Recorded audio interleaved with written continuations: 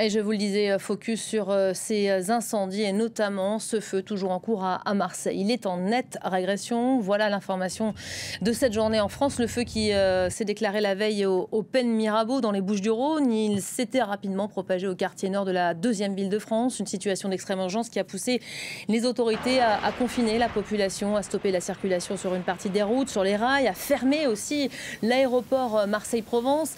Les nouvelles qui nous parviennent de la cité phocéenne sont aujourd'hui rassurantes, même si le feu n'est pas fixé. Le feu qui a reculé, baissé seulement en intensité. On va aller prendre le pouls et vous donner des nouvelles dans un instant avec David Gilbert. On va aussi vous expliquer pendant cette demi-heure concrètement avec le porte-parole de la Fédération nationale des pompiers de France comment le pays et les pompiers sont appelés à s'adapter à cette menace de plus en plus récurrente. Éric Brocardi, bonjour et merci d'avoir accepté l'invitation. Et puis on reviendra sur ce contexte climatique, je vous le disais, que l'on connaît.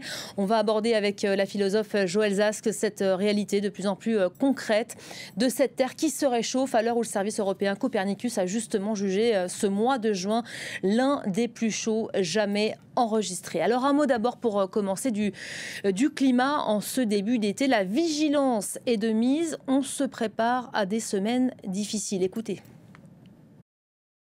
Il y a tout lieu de penser qu'on va vers un été à haut risque puisque on est encore une fois début juillet. Près de Narbonne et dans l'Aude, c'était tout début du mois de juillet. Donc on a une saisonnalité des départs qui sont très précoces, qui sont très intenses, parce que l'état de la végétation avec la sécheresse fait que le feu dévore très vite et ça lui donne une force, une rapidité. On a du vent.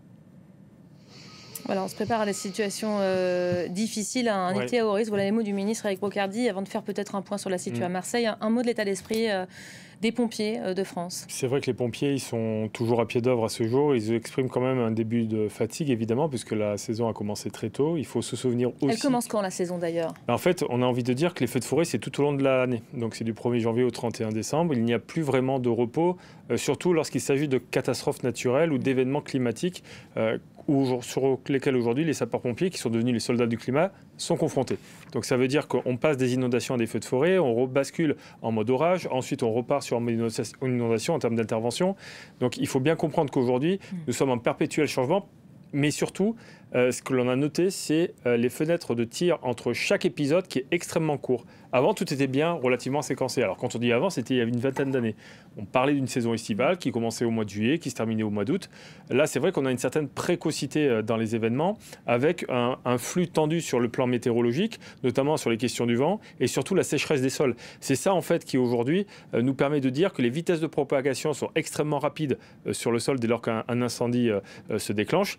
Et il y a aussi un deuxième sujet, c'est la sollicitation aujourd'hui au niveau des sapeurs-pompiers est devenue beaucoup plus longue sur le terrain des interventions de ce type que ce qu'il en est habituellement dans le cadre des secours d'urgence aux personnes. Avant, ça se concentrait sur une petite période. Maintenant, vous nous dites que c'est toute l'année. Moi, j'ai recensé un peu des chiffres. Vous me direz s'ils sont bons ou pas. Mais j'ai lu que 5900 départs de feu avaient été enregistrés depuis le début de l'année. Ça paraît énorme. Mais parce qu'en fait, il y a énormément de feux qui passent aux éco-radars. Entendez bien qu'au mois de mai, il y a des départements comme la Charente, comme le Puy-de-Dôme, qui ont battu des records d'incendies dans leur département et on n'en a jamais parlé. Mais c'est normal, c'est parce qu'en fait, à ce niveau-là, ça n'intéresse personne. Le sujet, c'est que très sensiblement, nous, on sent les courbes de progression augmenter d'une année sur l'autre. Même si on reste sur des niveaux moyens, voire une baisse, on va dire, en ce qui concerne le risque des départs de feux de forêt, par rapport à 2022 notamment, on est souvent sur des moyennes supérieures à des normales de saison en termes de déclenchement. Donc, le sujet, c'est aujourd'hui comment on va pouvoir faire face. Le sujet, ça va être aujourd'hui comment nous allons pouvoir avoir dans cet état d'esprit, la capacité à pouvoir en simultané à répondre à plusieurs feux. Aujourd'hui, il y a un sujet très clair entre un déclenchement au niveau de l'Aude, le déclenchement dans le Gard, le déclenchement dans les Bouches-du-Rhône, le déclenchement dans l'Hérault, qui ont permis à un moment donné de faire face. Mais aujourd'hui, nous sommes sur le pourtour méditerranéen. On rappelle un petit peu le modèle qu'il y avait dans les années 80-90. Ça se passe dans le sud-est, ça se passe dans le sud, et donc ça reste quand même concentré dans une zone. Et ça se complique. Ça se complique parce que c'est beaucoup plus intense. Et lorsque ça s'étend aussi, parce qu'on sait que le barycentre, on va dire, du feu de forêt, s'est déplacé vers le centre de la France. Et c'est pour ça qu'il y a 2 semaines de cela, nous avions la Charente-Maritime, des secteurs qui étaient déjà emprunts à des vigilances météo incendie feu de forêt qui étaient déjà en risque sévère. Avec des zones qui Châteauroux n'était pas concerné par les feux de forêt. On pense notamment à la Bretagne. Enfin, quand on remonte plus au nord nord de comme la ça. France. Aujourd'hui, vous avez des sapeurs-pompiers avec qui je discutais récemment, notamment Marc Ambarel, qui disait tout simplement, mais moi je suis descendu faire une formation feu de forêt, tout le monde m'a regardé, mais parce qu'aujourd'hui le risque il est prégnant chez moi et je leur avais expliqué. Donc le sujet c'est effectivement une globalisation du risque et surtout la globalisation ne s'arrête pas uniquement aux frontières françaises, elle dépasse ces frontières-là puisque aujourd'hui on doit parler de solidarité européenne. Joël Zax, bonjour et merci d'être avec nous. On parle maintenant de ces feux qui peuvent frapper finalement un peu partout sur le territoire. Alors là, on parle uniquement de la France, mais c'est valable partout dans le monde aujourd'hui. Ben, oui, il y en a un peu partout. Peut-être même qu'en France, ils sont mieux jugulés qu'ailleurs. Les étendues brûlées sont moins grandes. C'est vraiment un problème universel, planétaire.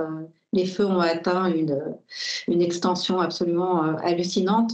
Il n'y a pas très longtemps, j'étais à Montréal. On était intoxiqués par les fumées du Manitoba. Ça a commencé à brûler au début du mois de juin. Les feux sont vraiment inextinguibles. Ça continue à brûler. Donc, effectivement, on est face à un nouveau régime de feu qu'il va falloir objectiver, auquel on ne va pas pouvoir s'adapter, mais qu'on ne pourra en fait que prévenir, à mon avis. Quand vous entendez un pompier parler de formation de pompiers du Nord qui se forment à tout cela, c'est le signe de quoi? C'est bon signe ou pas? Non, enfin, c'est signe que la catastrophe est en marche et qu'elle s'étend. C'est-à-dire que j'ai lu récemment que plus de 6000 communes en France sont exposées au risque de feu. C'est énorme, en fait. Il y a plus longtemps, j'avais lu que 40% finalement de nos communes seraient à l'horizon 2050 exposées à des incendies extrêmes. Donc, en fait, c'est tout le monde qui est concerné. Le problème, c'est qu'au fur et à mesure que les feux se déplacent, la vigilance baisse. En fait, d'abord, le lien avec le dérèglement climatique n'est pas forcément toujours très bien fait. Et puis ensuite, on a l'impression que ça arrive aux autres. Et puis aussi, on a l'impression que c'est une catastrophe naturelle, c'est-à-dire qu'on n'y peut pas grand-chose et qu'il y a une certaine fatalité. Alors qu'en fait, ces feux, bon, bien sûr que le feu est un événement naturel, c'est un événement physique, mais en même temps, il faudrait quand même bien considérer qu'il est complètement lié, disons, aux conséquences des activités humaines, notamment en termes de pollution, en termes de dérèglement, en termes de chaleur extrême, en termes de stress hydrique, en termes aussi de déforestation, de plantation d'arbres tous pareils, etc., etc. Donc il y a plein de facteurs, si vous voulez, mais en tout cas... En termes d'imprudence aussi, Éric Brocardi, je crois que chaque année, il y a 15 000 hectares de végétation qui partent en fumée. Il y a 90% des feux de forêt qui ont une origine humaine. Je crois que 9 sur 10 des feux qui ont été déclarés dans l'Hérault hier étaient d'origine humaine. C'est quoi? C'est la clope, la cigarette jetée dans le feu, le barbecue Ce sont les actes de négligence, en fait, qui, aujourd'hui, s'ils ne sont pas, on va dire, arrêtés, ces actes-là peuvent provoquer les dégâts que l'on voit actuellement. En plus, en mettant en danger des populations, bien évidemment, mais surtout en mettant en danger les sapeurs-pompiers et logiquement, notre nature et notre environnement qui en pâtit. Donc, le sujet, c'est de continuer à essayer d'avoir une véritable politique de prévention des risques du côté de la partie feu de forêt, bien évidemment, mais globalement sur tous les autres risques en particulier, puisque lorsqu'on se croise aussi sur le sujet des inondations, c'est comment je peux faire, comment je dois me mettre en protection, comment je peux éviter que ma maison soit inondée. C'est tout cela en fait aujourd'hui qui doit être généré et doit être compris sur l'ensemble des concitoyens. Beaucoup ont déjà fait des efforts en la matière, mais à ce jour, il est nécessaire de pouvoir poursuivre ces efforts. La Fédération nationale mène des politiques de prévention sur le terrain actuellement, notamment dans le cadre du Tour de France, qui permet justement de distribuer près de 500 000 cendriers de poche à tous ceux qui viennent nous voir pour permettre justement de limiter, on va dire, ces impacts au niveau des massifs. Ça peut pas être anodin, mais ça commence par là, évidemment, la prévention. Je crois qu'il y a le débroussaillage aussi qui est obligatoire. Chaque particulier a un rôle et une obligation légale. C'est ce qui permet, on va dire, de protéger sa maison, de protéger son domicile et de préserver notre univers. Et fatalité, lorsque l'on constate, nous, sapeurs-pompiers sur le terrain, que les maisons ne sont pas correctement débroussaillées, c'est celle qu'on met le plus de difficultés à défendre, voire c'est celle qui brûle. Donc le sujet, c'est aujourd'hui la prise de conscience globale que le sujet de débroussaillement et des manières de se prévenir des risques d'incendie doit être continu tout au long de l'année. Quand on a une maison, il faut savoir l'entretenir. Alors le maire de Marseille qui s'exprimait de nouveau ce matin en vue de la situation, en tout cas semblait féliciter ses administrés pour leur comportement, les regards qui sont braqués toujours sur la cité phocéenne. Vous le savez, deuxième d'Île-de-France contrainte hier de confiner une partie de sa population. Les routes, les rails et même l'aéroport ont été mis à l'arrêt pendant plusieurs heures face aux risques provoqués, on en parlera aussi, par les flammes, mais aussi surtout les fumées. Après une nuit de lutte acharnée des pompiers, les nouvelles sont plutôt bonnes. La situation semble s'être améliorée. Le feu reste actif, mais contenu dans un même périmètre. Il est en très nette régression, comme nous le résume tout de suite en images Sophie Samaï. Regardez. Au petit matin, le calme semble enfin être revenu ici à l'Estac. Les traces laissées par les flammes sont-elles bien présentes, mais le danger semble écarté. Le confinement est levé depuis ce matin et que les habitants du 16e arrondissement peuvent sortir de chez eux, peuvent aller travailler. Ils sont donc déconfinés. Les habitants de ces quartiers nord de Marseille ont vécu l'enfer. 15 000 personnes confinées dès 16 h ce mardi, alors que les flammes arrivaient aux portes de leur domicile. Armé de son seul tuyau d'arrosage, ce résident a tout tenté pour sauver sa maison. Il y a des maisons qui ont brûlé de partout. Hein. Nous, dans notre malheur, on a de la chance. Hein. Apparemment, ce qu'on m'a dit, il y a 21 maisons qui ont brûlé derrière. D'autres ici n'ont pas eu cette chance. Ce couple venu chercher des informations chez les pompiers a tout perdu. J'ai plus rien, tout a brûlé. J'ai plus rien, donc les factures, les photos, rien, j'ai plus rien. Pour la seule journée de mardi, plus de 700 hectares ont été parcourus par le feu attisé par un vent violent. Les secours cherchent désormais à dresser un bilan. Les marins-pompiers du bataillon ainsi que les sapeurs-pompiers du SDIS vont faire des reconnaissances bâtimentaires. Car si le bilan ce matin est stabilisé par rapport à hier soir, nous avons 70 maisons atteintes, nous avons 10 maisons détruites, nous avons des personnes qui ont été légèrement blessées, y compris des sapeurs-pompiers, des marins-pompiers et des policiers. Ce mercredi matin, le vent est tombé, améliorant la situation sur place pour les soldats du feu. Mais la vigilance est toujours à son maximum, l'incendie n'étant pas encore fixé. Voilà, au moment où on se parle, il faut faire preuve toujours d'une grande vigilance. On va aller retrouver tout de suite David Gilbert qui se trouve en périphérie de Marseille, qui est notre envoyé spécial et qui est allé rejoindre Pen Mirabeau. C'est de là où est parti l'incendie hier. Bonjour David, je crois que vous êtes justement accompagné d'une sinistrée. Alors peut-être résumez-nous la situation là en ce début d'après-midi et puis qu'est-ce qu'il se passe pour les habitants de la région ? Alors écoutez, ce que je peux vous dire, là on se trouve sur le parking où tous les camions de pompiers se sont regroupés, derrière l'abri où certains des habitants évacués ont passé la nuit et passent la journée depuis ce matin. D'après certains pompiers avec qui j'ai pu m'entretenir, le feu est quasiment totalement maîtrisé. Il reste quelques fumerolles à surveiller de près, mais pour l'instant les hameaux les plus touchés ne sont pas accessibles. Je suis d'ailleurs avec Corinne qui vient du lotissement Littoral, qui a été apparemment particulièrement touché par le feu depuis hier. Corinne, est-ce que vous pouvez nous raconter un peu comment s'est déroulée cette journée d'hier? À quel moment vous avez appris? Je crois que vous étiez sur Marseille quand on vous a prévenu. Oui, c'est ça. J'étais à Marseille pour d'autres choses et en fait j'ai appris à midi qu'il y avait le feu. En fait, de toute façon, on voyait la fumée de Marseille, donc il y avait les fumées qui étaient retombées sur Marseille. Mon fils, sa femme, son fils était à l'appartement et le feu a gagné le jardin. Mon mari aussi dans la maison et les voisins. Et donc les policiers les ont accompagnés pour les évacuer parce qu'il y avait le bébé et une femme enceinte. Et moi je suis partie de Marseille vers 13 h, je suis arrivée ici à 16 h 30, je les ai retrouvés, tout le monde allait bien, c'est le principal. Et depuis on est là et on attend de pouvoir repartir chez nous. On ne sait pas dans quel état sont les maisons, on ne sait pas ce qu'on va retrouver et ça commence à faire un peu long, on est un peu stressé mais ça va. On est super bien accueillis, super bien reçus en tout cas. Alors on sait qu'il y a environ 800 sapeurs-pompiers qui ont été mobilisés depuis hier, jour et nuit. On sait aussi que le Mistral a fortement baissé depuis hier. Hein. Il est là, on est à peu près, on a quelques rafales à 60 km/h, mais le Mistral est beaucoup moins fort qu'hier. Donc il y a quand même des conditions très favorables. Qu'est-ce que vous craignez pour les jours, les semaines qui viennent? On sait que la température va remonter ce week-end. Est-ce que c'est quelque chose que vous craignez? Alors, pour l'instant, j'y pense, mais pas plus. Pour l'instant, notre principal souci, c'est de revenir à notre maison et au plus vite. Mais on ne nous annonce pas avant 18 h, 20 h maintenant ce soir, donc on ne sait pas plus. C'est de voir la maison déjà. de voir si on va pouvoir y habiter ou s'il n'y a pas trop de fumée, etc. Et ensuite, c'est vrai qu'on anticipera le week-end, mais c'est vrai que les vraies chaleurs vont... Enfin, je pense que les pompiers vont rester, mais que ça nous inquiète, bien évidemment, parce qu'on a déjà vécu un feu en 2016. Et là, c'est le deuxième. Enfin, pour nous, c'est le deuxième, en tout cas. Et on sait les conséquences, enfin, on sait ce qui se passe derrière. Donc, je pense que les pompiers seront là encore quelques jours, quoi qu'il en soit. Et heureusement, parce que si les chaleurs remontent jusqu'à 38-40 comme la semaine dernière, c'est vrai qu'il y aura encore plus de risques. Corinne, merci beaucoup. Et donc effectivement, il va falloir rester vigilant dans les prochains jours, que ce soit ici dans la région de Marseille, mais également sur tout le littoral de la côte méditerranéenne. Merci beaucoup David Gilbert, qu'on retrouvera évidemment régulièrement pour prendre des nouvelles. Éric Brocardi, nouvelle quand même plutôt bonne au vu de comment ça avait commencé hier.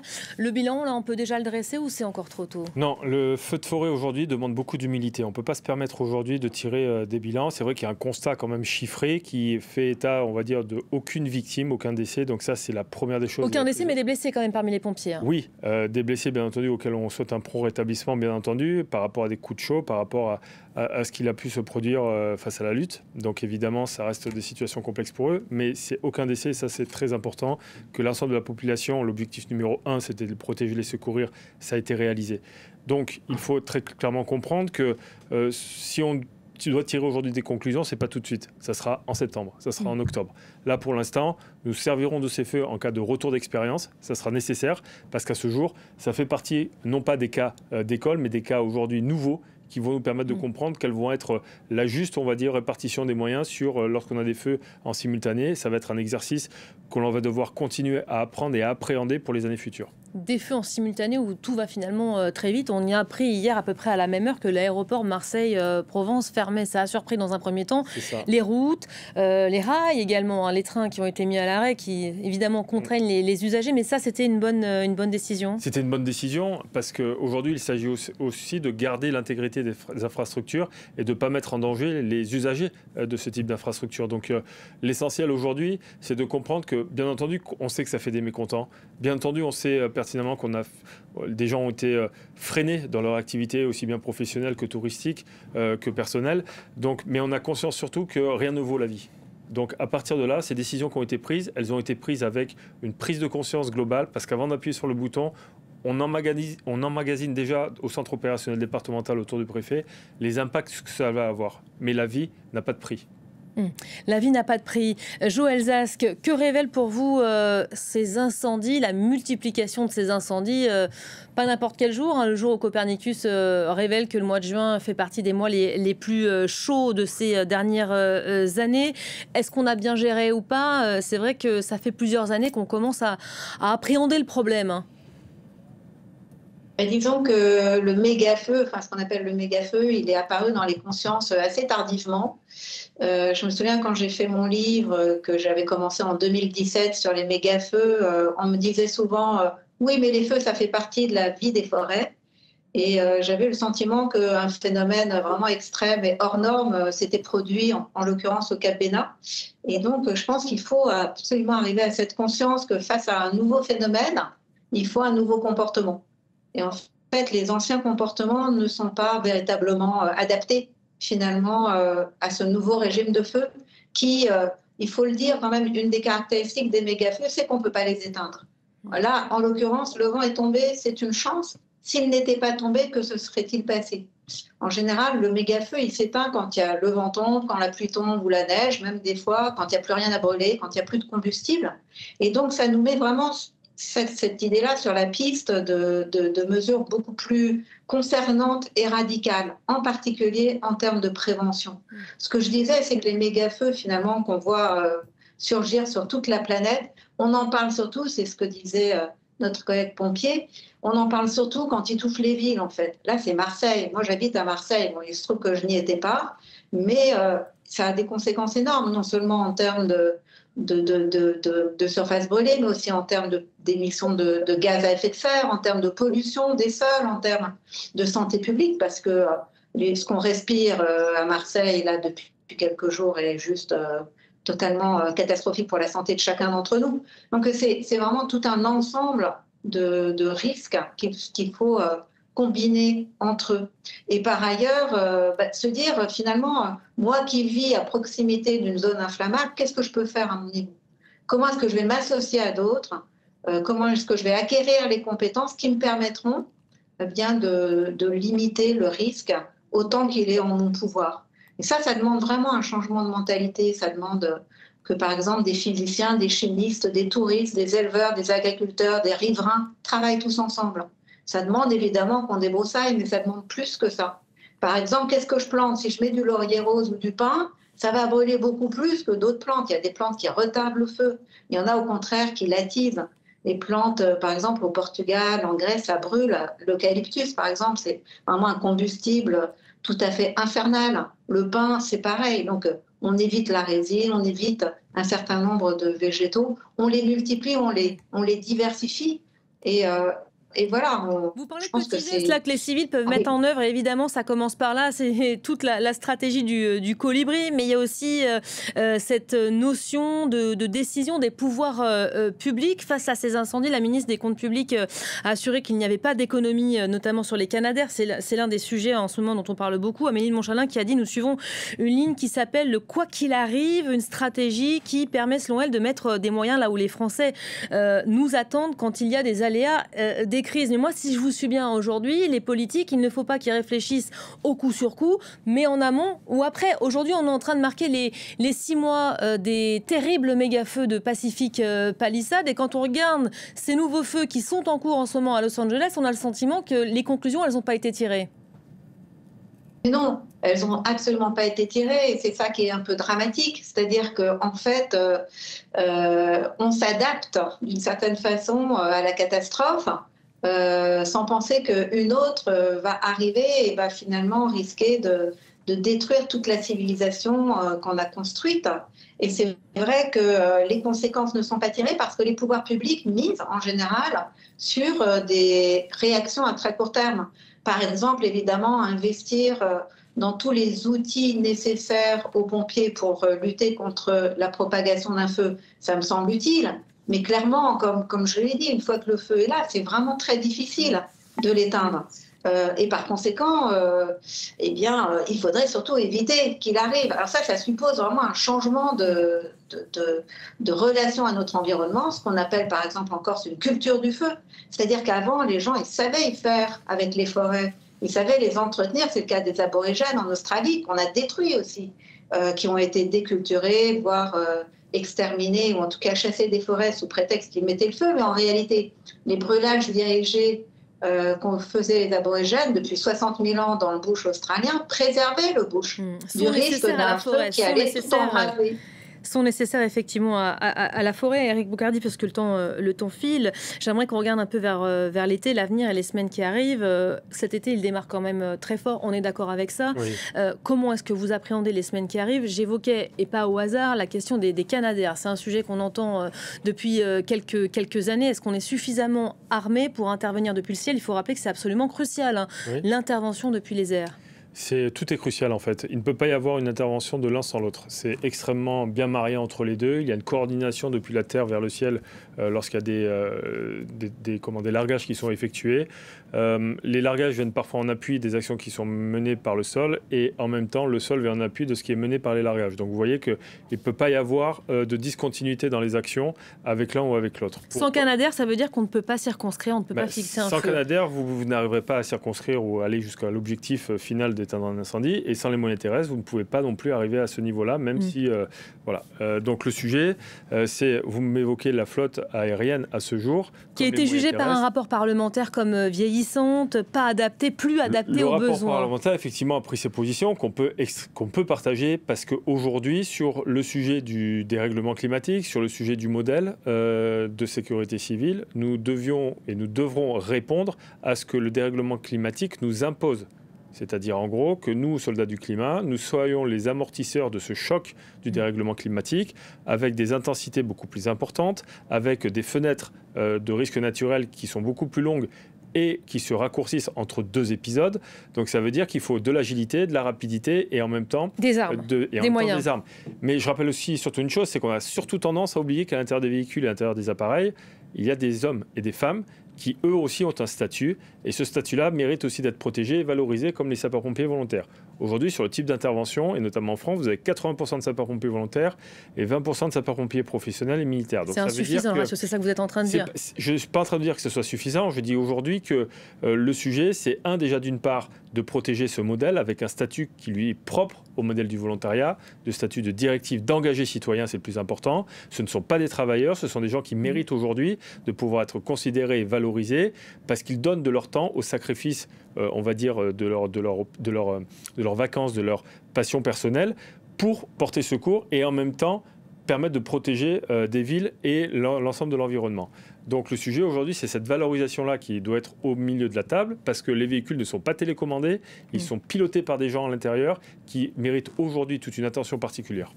Et c'est bon de le rappeler. Merci d'ailleurs au travail des sapeurs-pompiers mobilisés toute l'année, encore plus dans cette saison estivale. Merci beaucoup, Annick Macardy, d'avoir été à nos côtés dans l'info du jour. On va continuer à développer la question des moyens, ces Canadair, les armes venues du ciel. Ce sera avec Sylvain Rousseau dans le Club France 24 qui arrive et qui démarre dans quelques instants. À tout de suite.